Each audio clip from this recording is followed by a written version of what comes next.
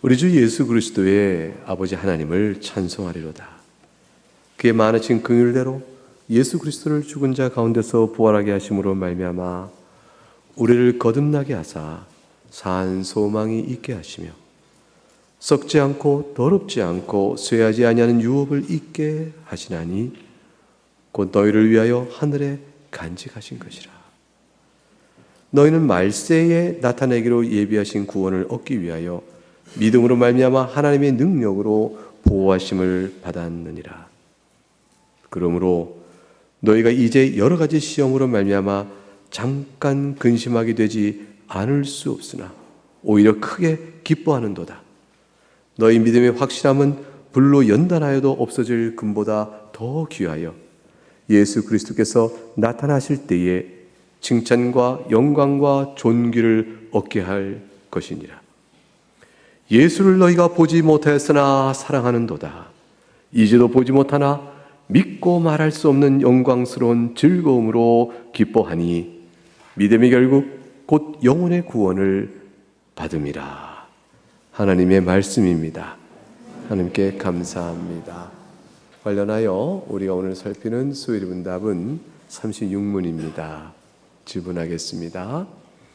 금생에서 의롭다 하심, 양자 삼으심, 거룩하게 하심에 동반되거나 흘러나오는 여러 은택은 무엇입니까? 금생에서 의롭다 하심, 양자 삼으심, 거룩하심에 동반되거나 흘러나오는 여러 은택은 하나님 사랑에 대한 확신, 양심의 평안, 성령 안에서의 기쁨, 은혜의 증가, 그리고 이 은택들 안에서 끝까지 이르는 견인입니다. 네, 사랑하는 교회 여러분, 이제 여러분에게 말씀을 전하겠습니다. 예수님 믿고 신자가 됩니다. 어떻게 신자 생활을 하는 것인지 일단은 교회 나오는 것이다 생각을 하고, 그리고 신자가 돼서 하나님께 예배해야지, 주일날 예배 나오는 것, 이제 그것이 이제 신자의 생활이다라는 첫 번째 떠오르는 것이죠. 그리고 그걸 실천해 나갑니다. 그래서 예수님 믿습니다 하고 나면 다 교회를 찾아가게 되고, 또 교회에서 신자 등록하고, 그리고 이제 교회 돌봄 가운데서 예배를 잘 나오죠. 예배를 오랫동안 안 나오면 어찌 그런가, 왜 안 나오는가 형편을 묻고, 시험이 든 자를 위해서는 기도해주고, 또 다시 정기적으로 교회를 잘 예배에 출석할 수 있도록 권면도 하고 그러죠. 왜 그러냐면 예배에 나오는 일이 그 신자가 하나님께 돌봄을 받는 가장 중요한 일이기 때문에 그래요. 그래서 신앙생활은 예배를 잘 출석하는 것입니다 라는 말이 어보면 전부를 말하는 거 아니고 신앙생활이 예배 나오는 게 전부인가? 이런 생각이 들어서 충분치 않고 너무 이렇게 교회 예배 중심으로 말하는 것 같다 이런 생각이 들 수 있는데, 실질적으로는 예배 반대로 말해보면 아무것도 안 나와요. 예배 나오지 않고 신앙생활을 할 수 있다, 그건 아니에요. 예배 나오지 않고 신앙생활 한다는 말은 그 자체가 논리적으로 틀려요. 왜냐하면 예배는 하나님을 경외하고 하나님 모신 교회 안에서 함께 예배하는 것인데, 이게 신앙생활, 이거 없어 신앙생활이 된다? 그건 신앙 자체가 없는 것과 똑같아요. 그래서 예배 나오는 거죠. 그다음 두 번째는 뭐냐면 예배를 통하여 하나님의 돌봄을 받아요. 예배를 통해서 하나님의 사랑을 경험해요. 예배를 통해서, 예배는 우리가 하나님께 내어드리는 헌신이 아니에요. 우리가 예배를 통해 하나님께 내어드리는 헌신의 부분은요, 하나님께 내리시는 은혜와 돌봄을 받기 위한 우리의 마땅한 태도인 것뿐이에요. 우리의 마땅한 마음인 거죠. 하나님께 나와 경배하고 베푸신 사랑을 고백하는 우리의 마음이 하나님께서 하늘에서 내리시는 양식, 돌봄을 받는 그런 방편이요, 또 길입니다. 예배는 번패스럽거나 수고로운 것이 아니고요, 예배는 기쁨이요 즐거움이 되는 것입니다. 오늘 베드로전서 1장 3절부터 9절까지를 봤는데 이 속에는 지금 우리가 소요리 문답에서 봤던 내용, 그 내용의 상당 부분이 그대로 담겨져 있어요. 먼저 3절을 같이 읽어보겠습니다. 시작. 우리 주 예수 그리스도의 아버지 하나님을 찬송하리로다. 그의 많으신 긍휼대로 예수 그리스도를 죽은 자 가운데서 부활하게 하심으로 말미암아 우리를 거듭나게 하사 산 소망이 있게 하시며. 이 말씀은 일단 가만히 보시면 우리 주 예수 그리스도의 아버지 하나님을 찬송하겠다 하는 송령의 노래가 있죠. 그 부분을 떼어놓고 왜 찬송을 이렇게 하나? 그 이유를 생각하는 내용이 따라 나오죠. 그것의 핵심은 뭐냐면 맨 마지막 문장이에요. 우리를 거듭나게 하셨어. 왜? 우리를 거듭나게 하셨다고 찬송의 이유예요. 여러분, 이 거듭나게 하는 것은 하나님의 전적인 일인데 어떻게 하셨나 할 때 두 가지를 이유를 주셨어요. 하나는 뭐냐면 하나님께서 우리를 긍휼히 여기셨다고요. 긍휼. 이 아름다운 단어를 생각해 보세요. 여러분이 예수 믿는 모든 중생의 놀라운 역사는 하나님께서 여러분을 불쌍히 여기신 거예요. 불쌍히 여기셔서 우리를 새 생명 주신 거라고요. 죽은 자로 내버려 두면 영원한 형벌 안에 들어가 버린다. 영원한 심판과 저주 아래 있게 되거든요. 죽은 자는 그냥 죽은 게 아니에요. 영원한 심판과 형벌이란 말이에요. 그 죽음이라고 말하고 있는 것이 죽은 상태로 그냥 가만히 있다? 썩어졌을 뿐이야? 상태가 부패했을 뿐이라고? 그것이 아니라니까요. 죽음은 영원한 형벌이에요. 그러니까 죽은 자를 살렸다라는 말은 영원한 형벌에서 건지셔서 영원한 생명으로 옮기신 거예요. 이 어마어마한 일을 하나님이 불쌍히 여기셔서 하신 일이에요. 불쌍히 여기셔서. 얼마나 감사한지 몰라요. 그리고 그 일을 위해서 예수 그리스도의 부활로 했어요. 예수 그리스도를 죽은 자 가운데 부활하게 하심으로 여기서 하나님의 우리를 향한 긍휼이 실행되기 위하여 하나님께서 무슨 일을 하셨는가를 설명하죠. 하나는 하나님의 내적 깊은 곳에 있는 그 끓어오르는 그 넘치는 마음이요. 또 하나는 그것 때문에 행하신 일이요. 하나님의 마음과 행하신 일을 두 개를 딱 붙였어요. 우리를 긍휼하십니다. 이 하나님 마음이죠. 하나님께서 예수를 그의 아들을 내어보내셔서 죽은 자 가운데 부활하게 하셨다. 이 두 가지를 제시하면서 베드로 사도가 우리를 거듭나게 하셨어. 이 일을 염두에 두신, 계획하신 주께서 그 일을 실체적 근거로 삼으셔서 우리를 거듭나게 하십니다. 거듭나게 하셔서 우리에게 소망을 갖게 하셨어요. 이 소망을 굳게 우리 주셨다. 로마서 5장 5절과 8절에 가게 되면 여러분 잘 아실 말씀, 소망이 우리를 부끄럽게 하지 않는다. 하나님께서 우리에게 주신 바 된 성령으로 말미암아 하나님의 사랑이 우리 마음에 부은 바 되었으니, 그래서 성도는 하나님의 사랑을 고백합니다. 삶이 곤고하고 슬프고 한평생 바뀌지 않을 삶의 상황 속에 내가 놓인 걸 알아요. 우겨쌈 당했구나. 아, 내 인생 망했네. 내 인생은 새로운 희망이 없다. 그런 인생으로 있어도. 그래서 그 상황을 내게 주신 하나님이 너무 원망스럽고 밉고 하나님을 향해 나가고 싶은 마음이 도무지 생기지 않아서 신앙적인 모든 열심들을 전에 했던 것들 다 내려놓고 나태와 게으름 속에 스스로 빠져가죠. 선택해 나가요. 그렇게 되더라도 여러분을 향한 하나님의 사랑은 거두어지지 않습니다. 여전히 부어주신 사랑이 있는 거예요. 왜 그러냐면 여러분이 죄인 되었을 때 자기 아들을 내어주신 거예요.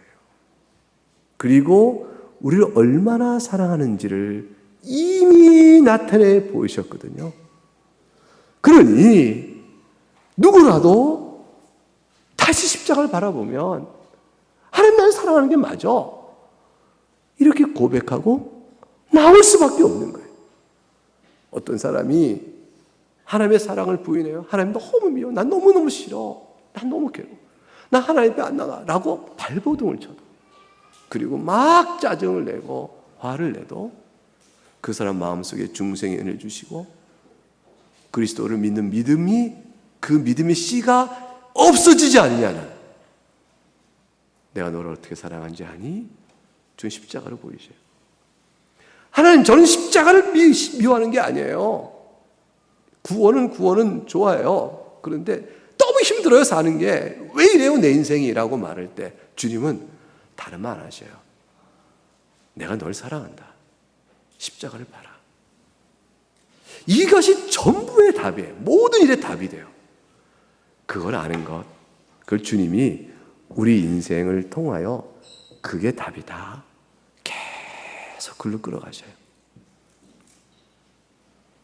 삶의 피로를 채우는 것으로 답이 아니고요, 우리의 답은 십자가 있다, 그걸로 모든 삶의 여건과 환경과 기질, 성격, 우리가 얼마나 별나요? 그것들 다 엮어서 모든 걸 들어서 결국 십자가 답이다로 결국 마침표를 찍으셔요. 왜 그럴까요? 다 죽잖아요. 우리가 만년, 천년 영원히 살지 않잖아요. 잠깐 있다가 하거든요. 언제 부를지 모르잖아요. 그 죽음에 삼킨 바 되어야 되는 그 순간에 내게 있던 고민과 모든 고통은 아무것도 없는 게 돼요. 부질없는 게 돼버려요. 딱 하나, 생명, 하나님 만나라. 그거 외에는 답이 없다는 걸 알게 되어져요. 여러분 시한부 인생 60일 받아볼까요? 한번? 갑자기 아파 병원 갔더니 준비하세요. 60일입니다. 그 다음부터 여러분 어떻게 살 거예요? 어떻게 삶이 달라질까요? 이전의 욕심과 괴로웠던 것들에 붙들려 사겠습니까? 갖고 싶었던 삶의 욕망을 향한 것 때문에 괴로워하면서 막 그렇게 살겠어요? 어떻게 사시겠어요? 60일이면 깨닫는 삶의 변화가 왜 지금은 못 깨닫죠? 여러분이 600년 살 것 같아서? 6000년 살 것 같아서? 내일도 우리가 모르는 인생인데, 하나님께서는 땀의 수고와 살아가는 아픔과 고난을 모르시는 분이 아니에요. 그런데 십자가 답이다, 그거를 계속 우리 눈으로 보게 하시는 거예요. 그래서 로마서 5장 8절, 아직 죄인 되었을 때 그리스도의 우리를 위하여 죽으심으로 하나님께서 우리에 대한 자기 사랑을 확증하셨다 했어요. 하나님께 너희를 너무 좋은 것 주심으로, 세상 것 다 주심으로 확증하셨다고 말했으면 얼마나 좋아요 그럴지 모르는데 그리 안 하시고요. 그래서 어떤 분 성도는 말이에요, 가장 부러운 사람이 누구냐면 믿음을 따라가 참 복된 신자의 삶을 살았어, 그리고 세상을 떠난 사람처럼 부러운 사람은 없어요. 여러분 가만히 생각해 보세요. 어떤 인생이 제일 부러워요? 어떤 인생이 제일 부러워요?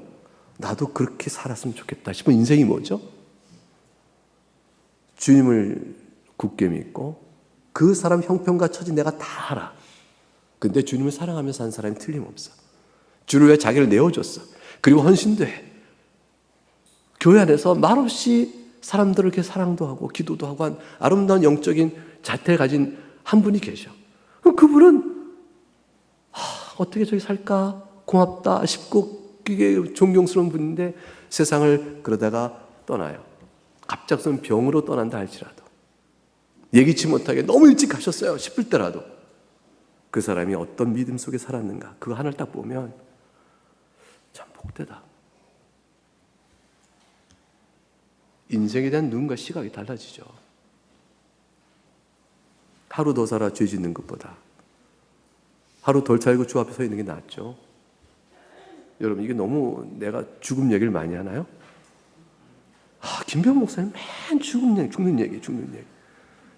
아니, 사는 얘기 한다니까요. 죽는 얘기 아니라 제가 사는 얘기를 하는 거예요. 사는 게 뭐냐? 사는 게 뭐냐? 어떻게 사는 게 사는 거냐? 제발 좀 살아라! 그 얘기를 하는 거예요. 제발 좀 삽시다. 이게 주님의 말씀이에요. 그래서 우리는 한 가지 확신을 갖고 사는 거예요. 그게 확신이 뭐냐면 아무리 힘들어도 하나님 사랑에 대한 확신을 갖고 사는 거예요. 그거 하나 붙들고 사는 겁니다.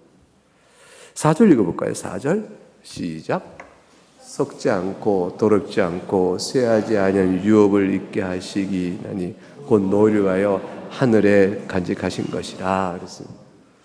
썩지 않고 더럽지 않고 쇠하지 않은 유업, 이게 뭐죠? 하나님 나라에 누린 영원한 생명이에요. 이 생명은 끝이 없어요. 하나님과 친밀한 교통 속에 거룩한 친교를 이루어요. 더럽지 않습니다. 썩지 아니하니 사라지지 않을 것이요 더럽지 아니 주의 거룩한 교통이요 쇠하지 아니하니 약해지거나 사라지지 않아요.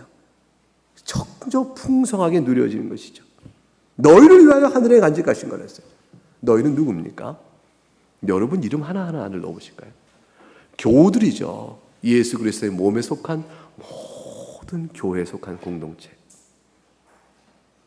여기 위하여 하늘에 간직하신 그 유업에 나도 자녀된 권리요 특권을 그리스도 말미암아 받아 참여자로 딱 서 있는 거예요.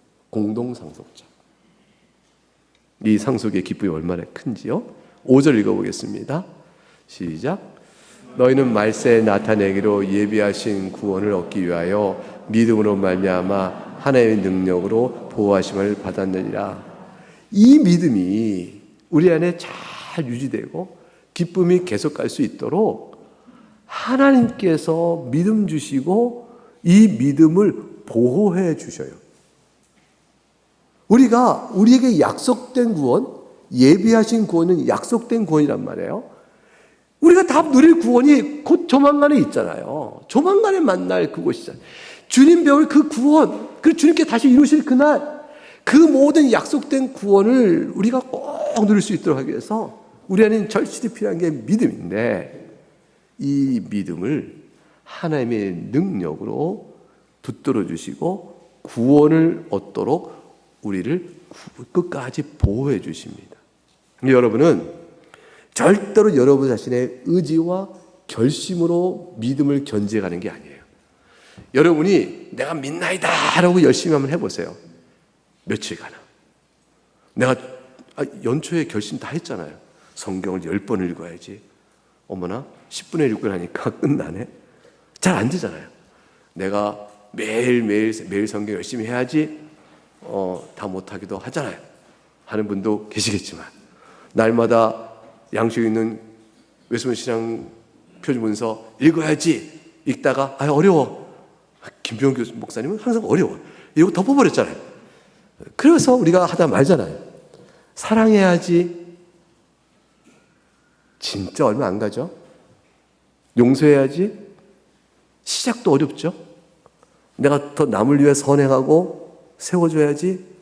이거 정말 짜증나죠? 어려워요. 우리 마음으로 되는 일이 아니에요.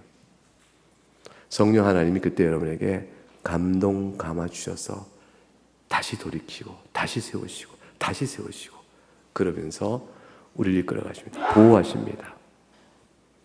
그래서 이 보호함 속에서 우리는 한 가지 확신할 게 있어요. 내 자신을 들여다보면 구질구질해요.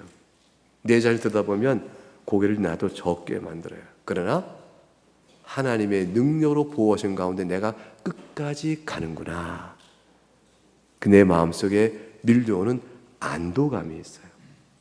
여러분은 그 안도감을 좋게 누리셔요.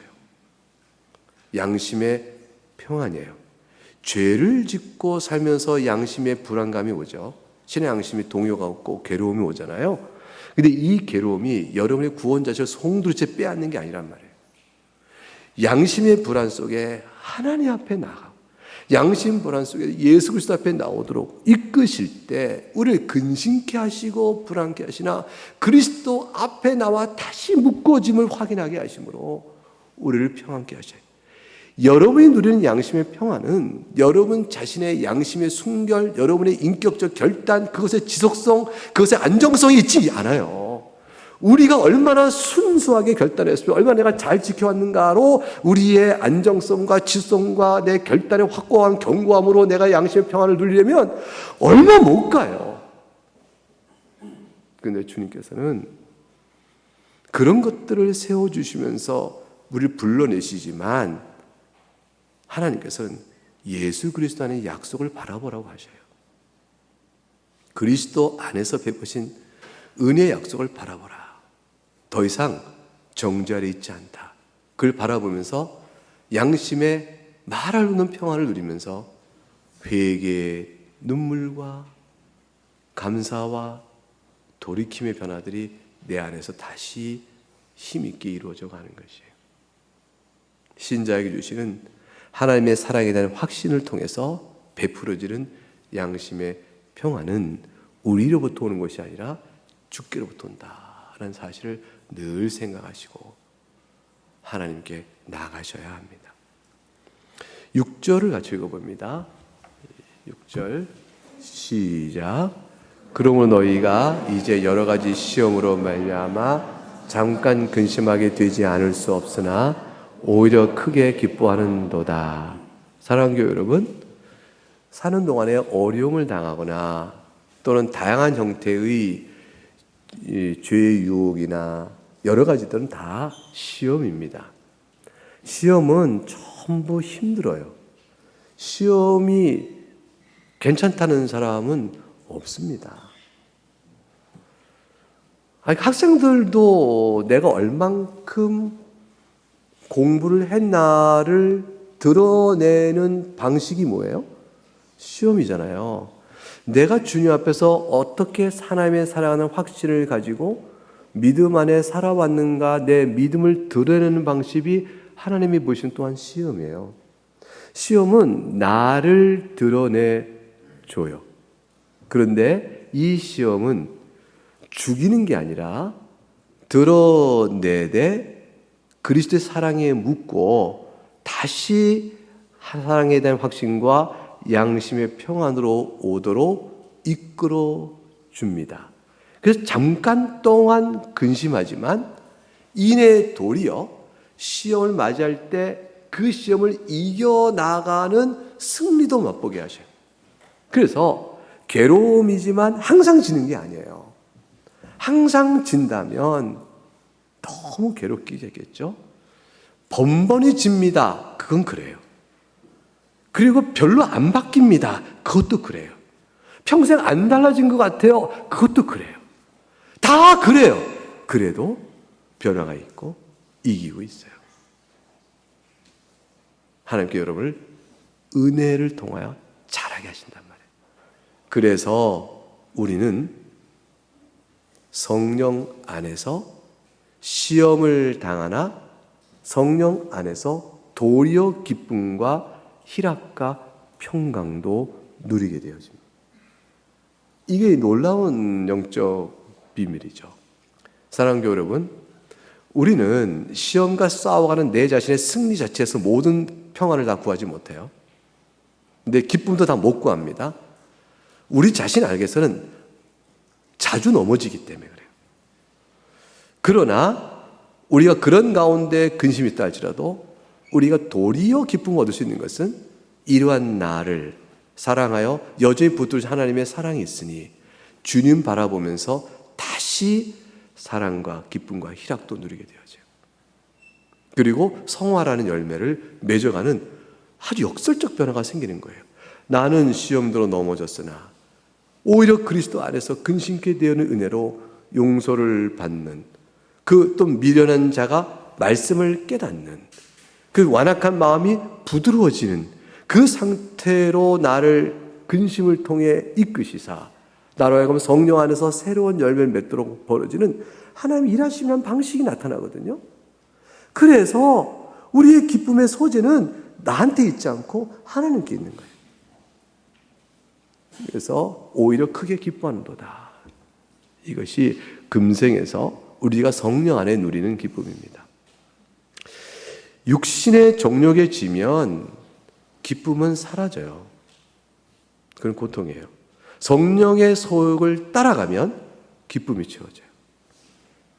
그래서 갈라디아서 5장 22절과 23절에 그 유명한 성령 9가지 열매, 사랑과 희락과 화평과 오래 참음과 양선과 충성과 온유와 절제, 이 모든 것들 하나가 성령의 열매인데 이게 내 마음속에 드러난단 말이에요. 이거 충만하면 좋은데 그렇지 못할 수 있죠. 그러나 내 안에서 꺼지지 않게 다양한 모습으로 드러나거든요. 그러면서 하나님 나라의 백성으로서의 삶을 살아가는 것이죠. 7절 읽어봅니다. 7절 시작. 너희 믿음의 확실함은 불로 연단하여도 없어질 금보다 더 귀하여 예수 그리스도께서 나타나실 때에 칭찬과 영광과 존귀를 얻게 할 것이니라. 사랑하는 교회 여러분, 아까 말했던 시험이 어떤 경우에 연단의 이유로 주어질 때가 있어요. 우리 믿음이 어떠한가를 보고 더욱더 믿음을 강화시키시고 주시는 거죠. 그래서 넘어지고 죄를 범하기보다 도리어 싸워 이겨나는 형태로 끌어오시는 거예요. 그래서 믿음의 진정함이 드러나요. 그래서 그 시험을 보니까 이 사람이 하나님을 향하여 끝까지 핍박과 박해와 곤고와 결핍과 또 이생의 자랑과 그 모든 육신의 정욕 앞에 무너지지 아니하고 도리어 하나님을 사랑하는 마음으로 이 기회를 이겨내는 시험. 그것은 하나님께서 우리의 참된 믿음이 어떤가를 드러내면서 강화시켜주고 훈련시켜 나가는 거죠. 훈련시켜 나가는 거예요. 그래서 약간의 시험은 감당할 만한 시험 외에는 주신 것이 없다 하셨기 때문에 사실은 우리마다 어떤 거는 하나님 너무 힘들어요. 이것만은 아니에요. 이렇게 할 수 있는 것이 있겠지만 그러나 모든 것들과의 싸움은 하나님께 선이 받으면 다 이길 수 있는 겁니다. 하나님께서 왜 시험을 주시냐고요? 여러분 좀 시험이라고 생각할 만한 것들이 뭐가 있어요? 여러분 마음속에 떠오르는 것들. 그 목적이 있다고 되어 있어요. 그 목적이 뭐냐면 예수님께서 재림하실 때, 아니 재림까지 갈 거 없어요. 우리가 예수님 곧 만나 뵐 때 칭찬받고 영광을 누리고 존귀하게 되도록 하시기 위해서 지금 시험권을 준다 하셨어요. 도망가지 마세요. 시험권을 피하지 마시고요. 이건 내게 주신 시험이야. 하나님 말씀의 교훈대로 행할 수 있도록 제 마음을 붙들어 주세요. 기도로 나가요. 그래서 그거를 극복하는 거예요. 극복하면 그 극복이 온전치 않아도 승리를 맛보게 되고 하나님께 내 편 두심을 맛보게 된단 말이에요. 미운 사람이 생겨요. 기도하는 거예요. 미워하거나 피해버리거나 둘 중 하나 말고 사랑을 하라고요? 하나님 어떻게 해요? 내 힘으로 안 되는데요? 기도해야죠. 그래서 한 번의 사랑에, 한 번의 미움을 거둠에 교제를 해보는 거죠. 한 번만. 그 한 번의 승리를 맛봐요. 거듭될 수 있습니다. 이렇게 되는 것, 우리 연단해 하시는 거예요. 죄의 유혹들, 또 많은 어떤 것들, 탐욕, 어떤 것들인지 다 그렇게 주의 나라에 대한 헌신, 정말 싫어, 게을러져, 피하고 싶어, 그거 아까워, 못하겠어. 그런 것들에 대해서 헌신하는 거예요. 그리고 주께 주님 위로와 기쁨을 맛보는 거죠. 주님을 섬기는 게 좋구나. 주님을 따라 헌신하는 게 좋구나. 아는 사람은 아는 거예요. 그래서 헌신자는 헌신하는 거예요. 이게 우리에게 주어진 도전들 과제죠. 그래서 우리를 연단케 하는 시험은 다 도전적 과제들이에요. 적극적인 측면이건 소극적인 측면이건, 하지 말아야 할 것을 안 하는 측면뿐 아니라 해야 될 것을 하는 측면, 그게 계명에 다 나타나와 있는 거잖아요. 주를 위하여 살자, 이런 마음 하나 먹는 것, 그런 것. 그래서 거룩하게 하시는 하나님의 은혜가 증가될 때 주께서 우리 이 모든 일을 우리 가운데 이루세요. 베드로후서 3장 18절 보실까요? 베드로후서 3장 18절.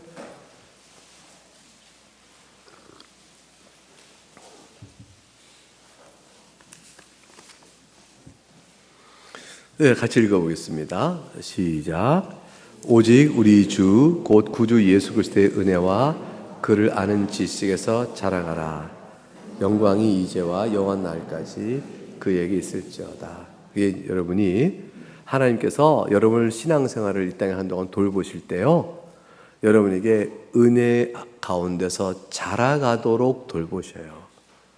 여러분은 고아처럼 내버린 자가 아니에요. 여러분 예수 믿고 여러분 스스로 신앙생활을 해나가는 사람들이 아니에요. 여러분을 돌보시는 하나님의 은혜 가운데 신앙생활하고 있는 거예요. 지금도 하나님 여러분을 돌보고 계셔요. 여러분 지금 어떤 마음으로 설교 듣고 계세요? 어떤 마음으로 지금 예배 자리에 앉아 계세요? 하나님의 돌보심을 받고 있다는 걸 느껴요? 그걸 인정하셔요? 아니면 남처럼 느껴져요? 하나님 저는 아니에요. 아우 싫어, 나는 저 말씀. 하나님 동의하지 못해. 하나님 뭐예요? 난 예배 중에 자꾸 딴 생각 들어요. 난 겉돌고 있어요. 하나님 저는요 근심이 너무 많아요. 여기 앉아 있지만요, 신자된 도리로 왔지만 사실 저는 아니에요. 여러분 떠 있어요, 붙어 있어요? 하나님께 예배 가운데 마음을 두시겠어요? 떠나고 계세요? 입을 꽉 다물면 먹일 수가 없죠. 밥아먹는 자식 먹이려고 엄마가 얼마를 써요. 야, 좀 먹어라. 이 녀석아 먹어야 크지. 이 녀석아 먹어야지. 그러다가 아버지는 그러죠. 배고프면 먹겠지, 내버려 둬. 근데 엄마가 그러지 못해서 아니에요, 쫓아다니면서 먹이려 한 숟갈. 그 버릇 나빠지는 자식 만들어서 나중에 후회하게 되죠. 안 먹으면 굶겨야죠. 하나님 때때로는 안 먹겠다면 내버려 두셔요. 내버려 두셔요. 여러분 일을 안 먹었다 그러면 내버려 두셔요. 곤고함의 시절이 올 거예요. 그리고 나중에 입 벌리고 주님한테 와요. 주님 저 배고파요. 먹으라. 그런 상황을 겪을 이유가 뭐가 있어요? 하나님 앞에서 붙어 있어야 돼요. 예배 중에. 그리고 지금 하나님 날 돌보고 계시구나.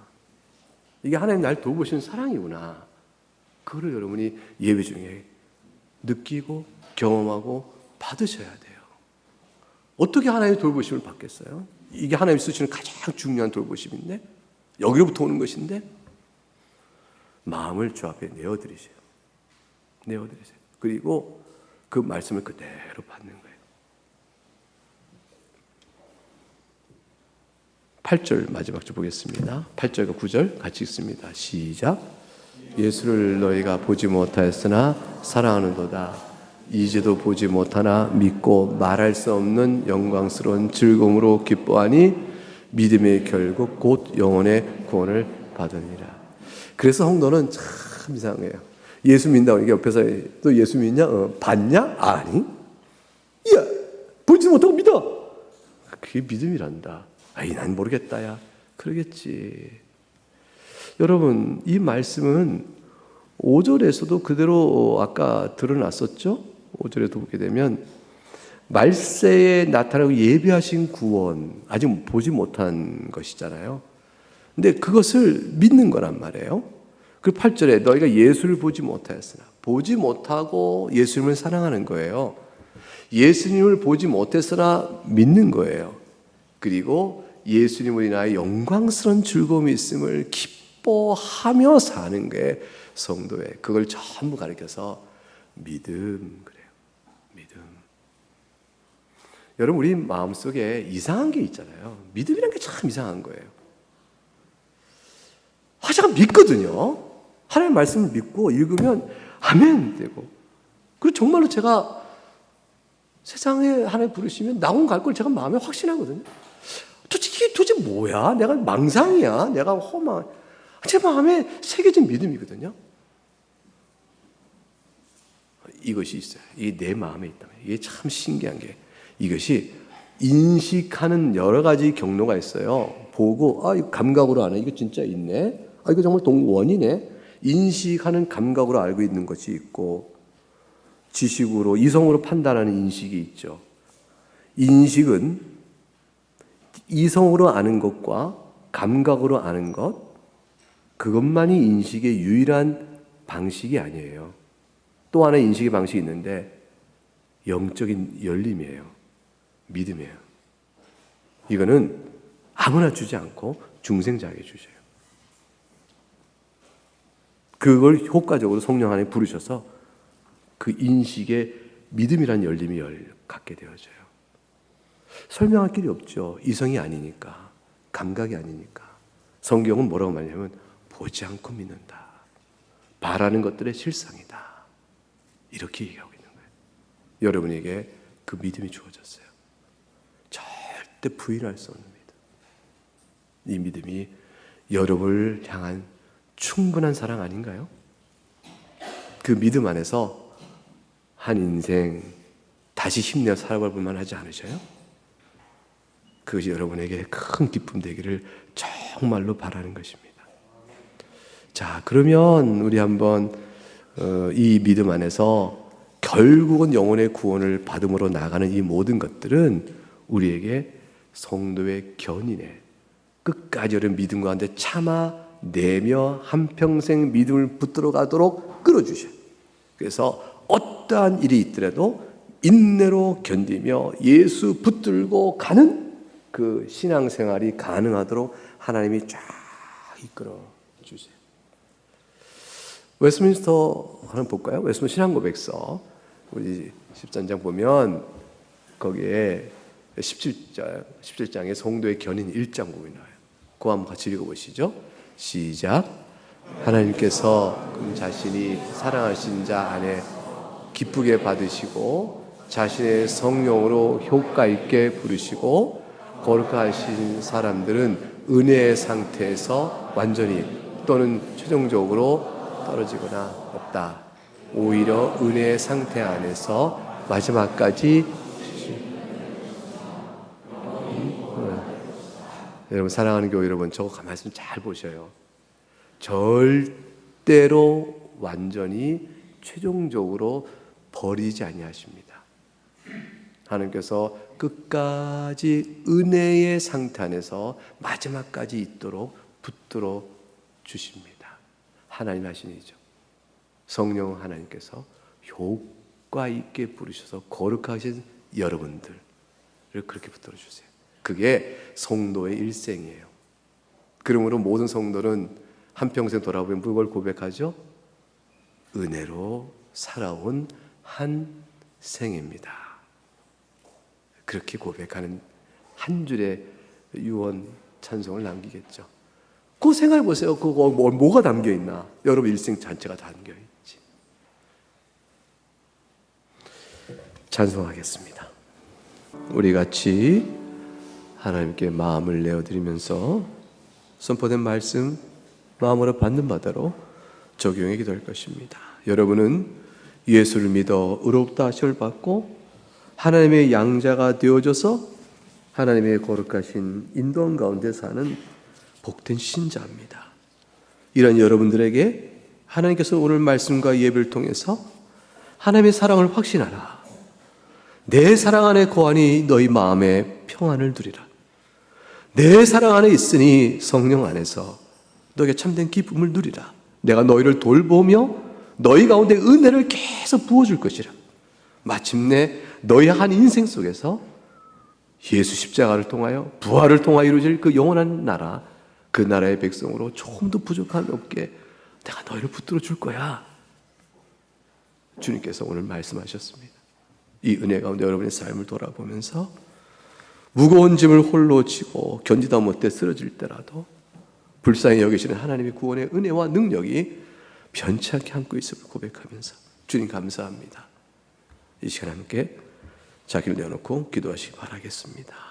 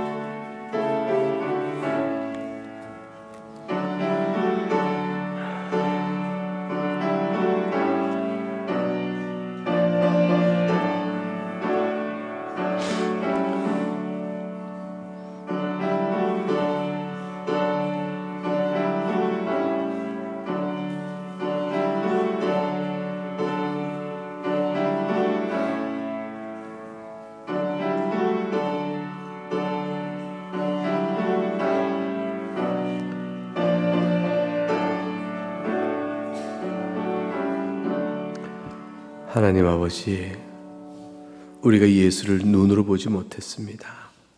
그러나 예수님을 사랑합니다. 믿습니다. 그리고 주 안에 베푸시는 그 낙원에 주 다시 오실 날의 의를 새하늘과 새 땅의 소리를 영광스러움을 바라보면서 즐거움으로 주님을 기뻐합니다. 잠시 동안 예수님을 보지 못했으니 믿지 않는 자처럼 우리가 살아가는 거친 삶도 있었지만, 그러나 오늘 말씀 가운데서 불쌍히 여겨 끝까지 붙드신다.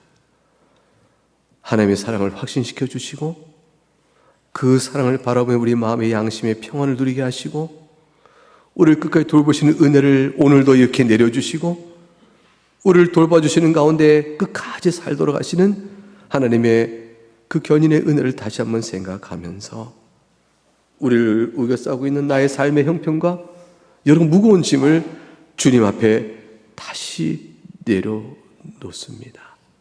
하나님 아버지, 우리 연단하여 마침내 하나님의 그리스도 안에서 칭찬받게 하시고 영광과 존귀 가운데 우리를 세우실 것인 줄 알아. 내게 놓여있는 삶의 조건의 어려움이, 형편이 어려울수록 그 칭찬과 영광과 존귀가 큰 줄 알아서 오직 하나님만 믿고 감당하게 하여 주시고 그로 인해서 믿음의 사람으로 흔들림 없이 살아가게 하고 싶되 연약하오니 세밀한 음성으로 불쌍히 여겨주시는 자비로운 손길도 내려주옵소서. 예수님 이름으로 기도합나이다. 아멘.